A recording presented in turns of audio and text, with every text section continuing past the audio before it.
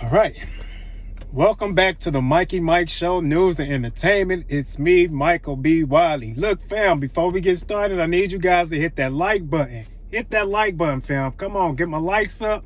Hit the subscribe button and hit the notification bell so you guys can get notified every time I drop a video. Now, let's get into this video, fam. Larry Elder goes on the Breakfast Club and just embarrassed the H-E-double-L out of Charlemagne. Y'all know his name. I refuse to call him that at the end. But he goes on the Breakfast Club and he embarrassed the H-E-double-L-L out of Charlemagne. Look, y'all, take a look at this clip. Have you ever heard of the term nigga wake-up call? No. It is an incident where a person of color forgets that they are of color and are reminded rather brutally by an unexpected act of racism. Have you ever had any of those? Oh, brother. I'm just asking. You think you've ever Well, had I'm acutely aware, Charlemagne, that I'm a black person, just as you are a black person. And when Joe Biden insulted you by saying, you ain't really black, we don't know whether or not you want to vote for me or vote for Donald Trump, it seems to me that should have been a wake-up call on your part. How dare this guy come in here and insult you, a black man, and tell you you got to think a certain kind of way? I'm amazed that you weren't mad about that. I'm not gonna say it upset me, just like I'm not letting you upset me. You know what I mean? I don't tend to get upset over things like that. But what I did say, well, you just not talk about a nigger wake-up call, and it seemed to me that should have been a wake-up call on your part to have a white guy come in here who also said, by the way, about Mitt Romney. Because he didn't want to put more regulations on Wall Street, going to put y'all back in chains. And Joe Biden has lied for decades about his civil rights record, claiming that he desegregated movie theaters and restaurants in Wilmington, Delaware, when he didn't do any of that. He lied and said that he tried to visit Nelson Mandela during apartheid South Africa. He did not. And he came in here and told you aren't even black and let you think a certain kind of way. It seemed to me that should have been a nigga wake-up call for you, but it wasn't, apparently. Yeah, I mean, he wasn't done yet. But you gotta, come on, Charlemagne. Come on. You gotta be smarter than that. I knew it was a wrap when Larry picked that water bottle up and he took a sip of that water. I knew he felt like telling Charlemagne right then and there, giving him a piece of his mind. It's like Charlemagne set himself up for this one. But look, y'all, we're going to finish this clip. Let's finish the clip, y'all, because this, woo-wee, roll the clip. you know, for the record, I'm not a Democrat or Republican. I didn't say you were. Yeah, I think both. I don't know what trash. you are. I never even asked you about your party affiliation. Yeah, I'm just saying, but you are black. Absolutely. And to have a white guy come in here and tell you have to say, think a certain kind of way, otherwise you, quote, ain't black. Wow. How should I have replied to him, you think? What I just now said, how dare you insult me and tell me I think as a human being, let alone as a black person? I don't tell you how to think, Joe Biden. How dare you come in here and tell me how I should think? I'm going to vote for Donald Trump if I want to vote for Donald Trump. And if I want to vote for Donald Trump, it does not make me not black. 20% of black people, black men, as I said, voted for Donald Trump in 2020. Are they not black now? So only 80% of black people, black men walking around are really black, 20% are not because they voted for Donald Trump. How insulting is that? How condescending is that?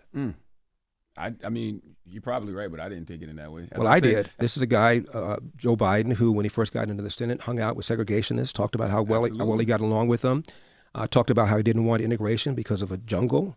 This guy has made all sorts of insulting things to black people, and his policies right now are hurting black people. Inflation hurts the people at the bottom more than anything else. Letting a bunch of illegal aliens into the border are hurting black people more than anybody else, as I said earlier. He's opposed to school choice when he has his own kids in private school, and we lost a year, almost 2 years of in-school education in California because of COVID that he supported. I mean, this guy has done monstrous things to black people, and then for him to come in here and tell you how you ought to think as a black person, it blew my mind. Now, that's true. That's true. How in the world could you come on the Breakfast Club? And I remember that interview vividly, and I felt kind of insulted. I said, wow, like this man actually got on the Breakfast Club and said, we are not black if we didn't vote for him. And I felt kind of offended. I said, wow, like you don't tell me who to vote for. Like that was like so disrespectful, and how they let him get away with saying that. It was like a slap in the face. I'm glad Larry got in Charlemagne butt like that, because I was looking like I was waiting for somebody to check him. Nobody checked him about that. It's like they just kind of let that one slide under the rope and just forgot that it was even existed. But Larry did not. Larry came back and said, hold on, what you mean? What you mean, my nigga wake up call? Nigga, let me tell you about your nigga wake up call. Let's be talking about me now, nigga. Let's talk about you. And it was done in the right and perspective way. Larry didn't get out of character. Larry kept his composure. Larry handled this situation very well, and he told him off calmly. It was almost watching a father correct his son in a calm way. You know, we got our sons try to step out of line with us from time to time. You just got to give them that look. But he realized that Charlemagne is a grown adult. And he was like, you know what? I'm not going to even take it there with you like that, brother. But let me tell you something. Because I got this suit on. I got this suit on. I got this jacket on. I can't really step out myself. But let me tell you about my nigga wake up call, since you feel like I didn't have a nigga wake up call. I felt like it was very disrespectful for you to let Joe Biden come on this show and tell us that we not black. Who is him to tell you who to choose, who to vote for, how to think? I don't know about y'all, but my father told me there's a certain way you do things. And a man should always be able to think for himself. Which brings me to this clip that he said about his father, because it kind of referenced how I grew up a little bit watching my dad teach us. My dad had 6 boys. And it kind of aligned with the method, the structure, the guidance he gave us as men. Let me roll this clip for y'all. You're a conservative, right? Obviously. No question. What initially made you gravitate towards being a conservative? I think it was my father. My father was a lifelong Republican, and my father always told my brothers and me the following: Democrats want to give you something for nothing. When you're trying to get something for nothing, you almost always end up getting nothing for something. And my dad, I told you about his background. He told my brothers and me that hard work wins. You get out of life what you put into it. You cannot control the outcome, Larry, but you are 100% in control of the effort. And before you moan or groan about what somebody did or said to you, go to the nearest mirror, look at it, and ask yourself, what could I have done to change the outcome? And finally, Charlemagne, my dad, told my brothers and me this: no matter how hard you work, how good you are, sooner or later, bad stuff is going to happen to you. How you deal with those bad things will tell your mother and me if we raised a man. I wrote a book about my father's life. It's called Dear Father, Dear Son, 2 Lives, 8 Hours. It's about an 8-hour conversation he and I had, where at the beginning of the conversation, I thought my dad was harsh. I thought he spanked us too often. We had a belt. In those days, from the South, you spank kids. And I thought my dad was way too harsh. And we had an 8-hour conversation, and by the time we ended, my dad got bigger and bigger and bigger, and Larry Older got smaller and smaller and smaller, and I apologized to him. Now, whether you Republican, whether you Democrat, and I'm talking to the men on this, so ladies, don't get all, what do you mean? Whether you Republican or Democrat, is one thing we all can look at this big picture right here, is what he said about his father. And what he said about his father, and when he got older, and said, when basically tests and trials come your way, we'll know if we raised a man or not.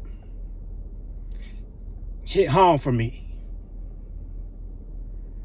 I don't know about the other men out there that watch this clip, all jokes aside from how he told Charlemagne off about Joe Biden coming in there. But that part right there really hit home for me, because how I grew up. My dad was very structural. And he ran the tight ship. He was a big disciplinary. You didn't do what you told, oh, it came your way. So,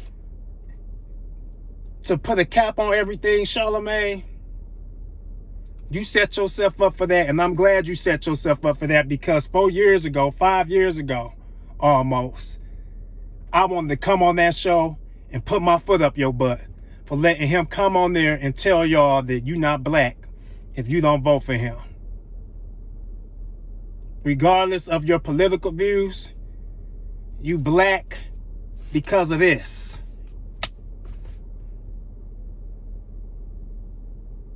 And you was never supposed to let him come up there and disrespect black people like that. It was an insult to us, to black people as a whole, men, women, and kids.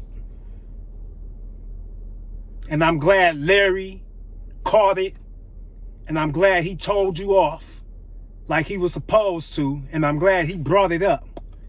It was almost as if he was waiting because he knew you was going to have something smart to say out your big mouth.